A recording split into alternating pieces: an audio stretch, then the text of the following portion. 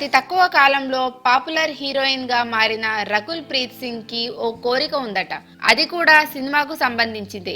ప్రముఖ దర్శకులు మణిరత్నంతో, రాజమౌళితో పని చేయాలని ఉందని అమ్మడు తెలిపింది.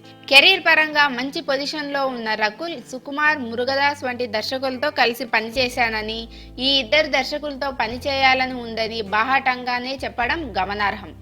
అయితే మీరు ఏ హీరోతో కలిసి నటించాలని ఉంది అని అడిగితే మాత్రం కథ నచ్చితే ఎవరితోనైనా నటిస్తానని చెప్పింది. మెగా హీరో సాయి ధరమ్ తేజ్తో కలిసి రకుల్ నటించిన విన్నర్ ఈ నెల 24న ప్రేక్షకుల ముందుకు రానున్న విషయం తెలిసిందే.